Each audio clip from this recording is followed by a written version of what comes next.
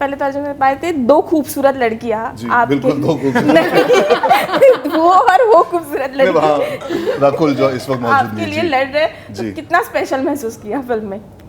यार दो के एक भी लड़की तभी अच्छा लगता है, तो मैं तो दो के साथ तो सोने पे सुहागा है। कहानी कुछ ऐसी थी तो स्पेशल फील करने के अलावा मुझे जो चीज़ सबसे ज़्यादा पसंद आई वो ये थी कि ये लड़ वैसे नहीं रही जैसे आप सुनते हो कि लव ट्रायंगल में ये मेरा है, ये मेरा है और सबके सामने हो रहा है। सिचुएशन ही ऐसी है कि एक इंसान अपनी पिछली ज़िंदगी, बीती ज़िंदगी को छोड़ के आगे बढ़ने की कोशिश कर रहा है और उसके पीछे एक नॉक आती है कि इतने आसानी से नहीं जाने दूंगी तुम्हें आगे। तो मुझे वो बहुत इंटरेस्टिंग लगा। When your past comes back and you are about to form a new life और अ न्यू फ्यूचर, तो मेरे लिए वो बहुत इंटरेस्टिंग था एंड बहुत रिलेटेबल चीज़ होती है ना। हम सबकी ज़िंदगी में कहीं ना कहीं वो पल आते हैं जहाँ पे हमारा जो पास्ट होता है, अतीत होता है, वो कहीं ना कहीं एक झलक दिखाता है जब आप आगे बढ़ने की कोशिश करते हो। तो मुझे वो ज़्यादा इंटरेस्टिंग लगा। ये वैसे नहीं था कि दोनों मेरे लिए शादी करने के लिए टूट रही। इसमें एक रिश्ते और जिंदगी के भी कुछ पल है जो मुझे बहुत इंटरेस्टिंग लगे। राइट। और आप बिलीव नहीं करोगे, मैं लिख रही थी सवाल और प्रॉब्लम ढिल्लो का नाम है ना, मैंने प्रॉब्लम ढिल्लन लिखा सर ये जोक मिस हो गया, अभी डब में डाल देना चाहिए था सर कर सकते हैं तो बहुत अच्छा है। प्रॉब्लम होना चाहिए। अच्छा ये जो है प्रॉब्लम ढिल्लो, जहाँ पे वो कहती है कि रकुल का किरदार कि जो सारी वियर्ड चीज़ें होती है वो उनके ही साथ होती है। बट आपके साथ भी ऐसे जब भी कभी वियर्ड पत्नी का किरदार होता है या जिस पत्नी को वियर्ड पति मिलता है, वो किरदार आपके पास ही आता है? बिल्कुल, वो सारे किरदार मेरे पास ही आते हैं। जैसे आजकल चल रहा है ना नेशनल क्रश, मैं हूँ नेशनल पत्नी। That's a hectic one. But you can't go back from here. Now it's done. नहीं ठीक है, अब तुम जियो जिंदगी। Nice sir. इसमें क्या हमें वो पुराना 90s का फ्लेवर देखने मिलेगा? क्या होगी यूएसपी इसकी? मैं मानता हूँ कि यूएसपी हमेशा कहानी में ही ढूंढने की कोशिश करनी चाहिए। तो जैसे अर्जुन ने थोड़ी देर पहले कहा कि ये एक बड़ी कॉमन बात है आजकल, जो रिश्ते हैं और जो फास्ट पेस्ड ज़िंदगियाँ हो गई हैं, उसमें एक माजी, एक अतीत, एक पास्ट का होना, ये एक कॉमन चीज़ है सबके लिए। तो उसमें ह्यूमर ढूंढना actually was the challenge also and the excitement also for me कि किसी एक्स का, जैसा इन्होंने बहुत सही कहा कि एक्स, या तो कभी कभी कोई एक्स हमारे अंदर से नहीं जाता या हम अटके रहते हैं कहीं, लेकिन वो वजह चाहे जो भी हो, अगर वो आपकी लाइफ में रीसर्फेस करे दोबारा, तो उसमें से क्या ह्यूमर निकल कर के आएगा या वो इंसान कैसा सा फील करेगा।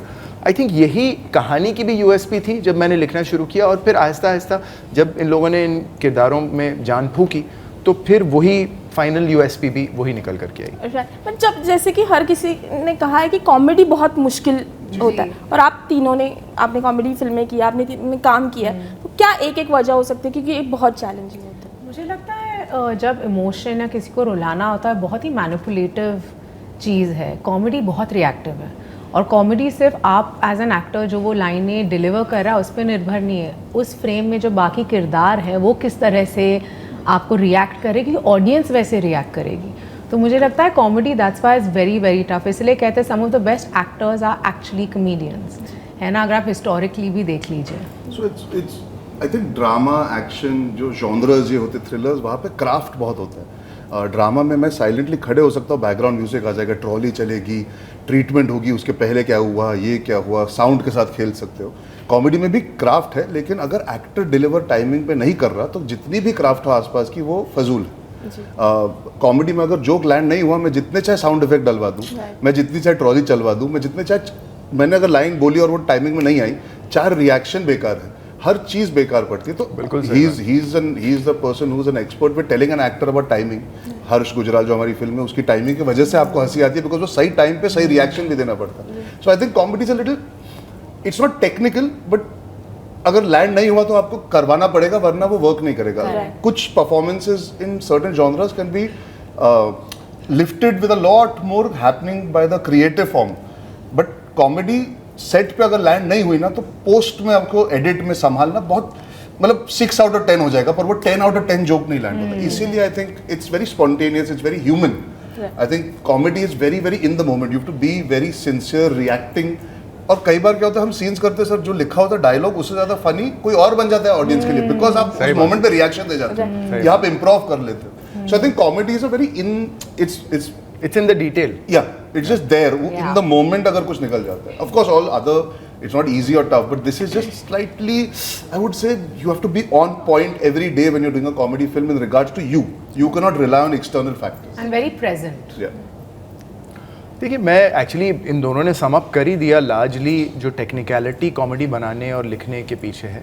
लेकिन इसके बाहर जो एक चीज़ है जो मैंने लिखते लिखते कई बार ये आप मान लीजिए परेशानी या दिक्कत जो मुझे पेश आई है, वो ये है कि जब आप कोई इमोशनल चीज़ सुनते हैं या कोई ड्रामेटिक चीज़ सुनते हैं या कोई अनफॉर्चुनेट चीज़ सुनते हैं, तो इंसान चाहे जिस भी प्रांत का हो, दुनिया में जिस भी देश का हो, उसका रिएक्शन लगभग सेम होता है. किसी बुरी खबर को सुन करके एक सिमिलर रिएक्शन, एक बड़ा सिमिलर एक आप इमोशनली डीएनए वाइज बिल्ट ऐसे हैं कि वो यूनिवर्सली उसका रिएक्शन सेम निकले. ह्यूमर के साथ ये नहीं है. करेक्ट. बिहार का ह्यूमर, उत्तर प्रदेश का ह्यूमर, गुजरात का ह्यूमर एंड घर में रहने वाले लोगों का घर में रहने वाले लोगों का ह्यूमर, तो वो और उसको एक्सपैंड करके जब आप एक दुनिया लेवल पे देखते हैं तो आपको लगता है अरे बाप रे, ये तो मैंने तो जोक लिख दिया, मुझे तो फनी लग रहा है, अर्जुन को नहीं लगा तो, भूमि को नहीं लगा तो, और अब आप उसको कंपाउंड कीजिए कि आप तो that for me makes comedy the toughest. It makes it the toughest कि भाई एक इमोशन सिनेमा में ये है कि हीरो घर आया और उसने रियलाइज किया खुदा ना खास्ता कि उसकी माँ नहीं रही. अब ये इमोशन हर एक के लिए एक सा है, करेक्ट. लेकिन ह्यूमर ऐसा नहीं.